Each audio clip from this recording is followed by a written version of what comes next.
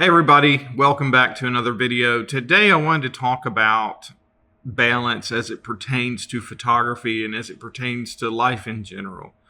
So I think one of the things that we really miss in life is a good balance between home and work, family, friends. And in photography, the balance is very similar, is in you're looking for a balance in light and shadow. And that balance can be messed around with, of course, but at the end of the day, you really want to try to find that nice balance between light and shadow. And that has to do with, you see me making a shape here as I'm thinking in my mind of the exposure triangle.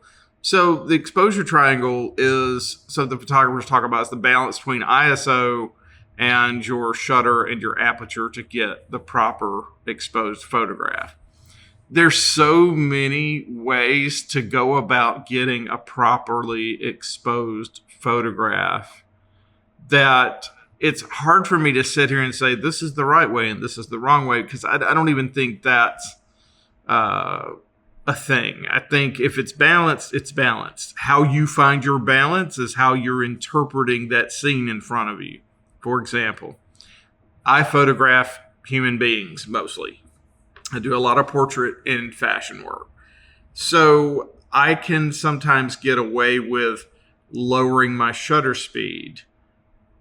Now, if I was photographing them in motion or there is movement, that's going to probably introduce blur into the image, right? It says I'm not freezing that image very quickly.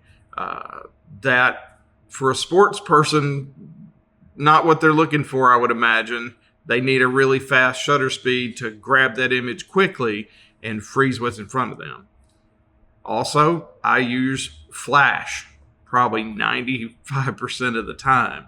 So my flash will go off at the beginning of my exposure, hopefully properly exposing the image, but also that limited amount of time that bright flash comes into the scene, it freezes what's in front of the camera. Now, there's some wiggle room there. If my shutter speed is low enough to let the ambient light in, I could still get some blur. And sometimes I do that on purpose, but that's a whole nother video of getting artistic in the camera. Today, I just wanted to talk about if you just want to get that properly exposed image in the camera from the beginning.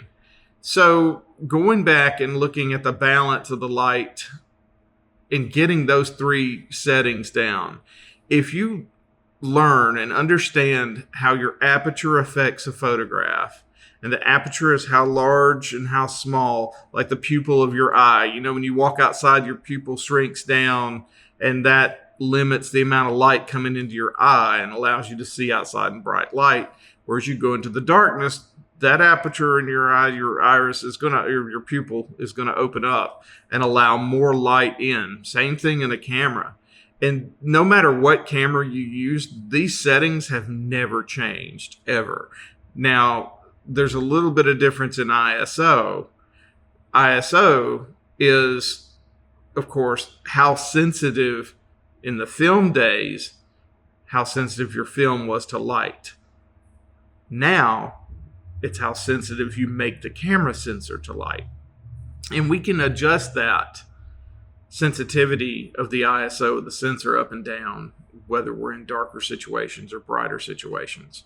So, understanding that balance there with shutter speed, aperture, and ISO, these three things affect multiple things, but the main thing they affect together is the amount of light that is going to eventually affect your photograph.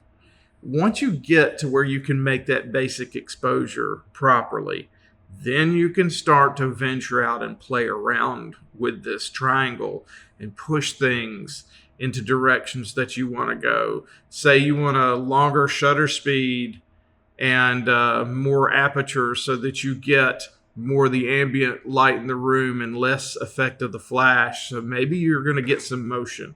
I do this a lot on dance floors for weddings, where I will maybe shoot 1/10 of a second, letting a lot of motion into the camera, a lot of ambient light, Now, normally it's dark on the dance floor. You may, have some of the DJ lighting or whatever things like that are going on. That's all happening. And then the flash is going to go off. Usually, I like to play around with what's called rear curtain sync in that situation. That's another video too. Easy thing to explain that. Camera flash normally goes off at the beginning of the exposure. If you have a rear curtain sync on your camera settings, the flash goes off at the end of the exposure. There's a lot of arguments either way, and it's all different. And there's no right way, wrong way in a lot of this. What there is at the end of the day is there's good photos and bad photos. That's it. Did it work? Awesome. Whatever you just tried, if it worked and you generated what you wanted to do, fantastic. If it didn't work, try a new way. I think that's one of my favorite things about photography.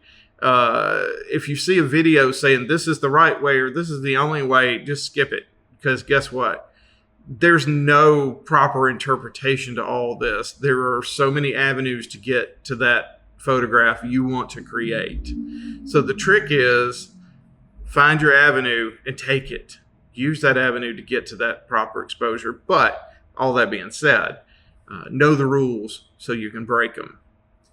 And the rules of thirds, rules of exposure and all this stuff, sure, they're there as guidelines to get you to a properly exposed photograph.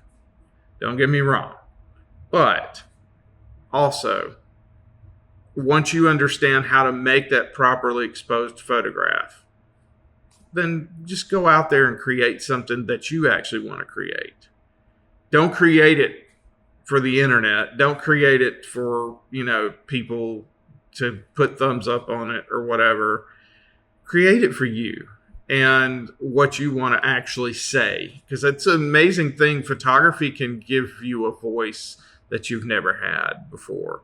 And photography, I think, also transcends language barriers. It transcends so many things. And the great thing about photography, and something as me as a personal note that I found out about myself, is I'm starting to wonder after 18 years, maybe it's not just photography that I fell in love with, but it's actually the art of learning. Because the cool thing is, I will never know everything about photography, ever. No one will. It will constantly evolve and change, and you can do all these things. Now, sure, you may learn the exposure triangle and learn how to properly make an exposure. And once you learn those three settings, that aperture, shutter speed, and ISO, you can use any camera you want. Because those three settings are your base. That's your foundation. Build that foundation strong and then stray from it as far as you like. You can always come back. It's fantastic. There's nothing to me more fulfilling than making that photograph or even teaching someone else and watching them set the camera for the first time and get the photograph they were actually out to create and watching that light bulb come on. And that to me, I think, is probably one of the most rewarding things in photography, more so even than just myself getting the image, which I still get excited about. 18 years later, you could ask any client of mine, I still turn the camera around and go, look, it worked. We did this. Like, look what we made. I still get excited. And I think that's another key in another video. So anyway, I just wanted to come on here today, give you some advice. I don't know. It's not advice. I just want to come on here and talk to you guys and sort of talk about what was on my mind. What's on your mind? Tell me in the comments. I'll see you on the next one.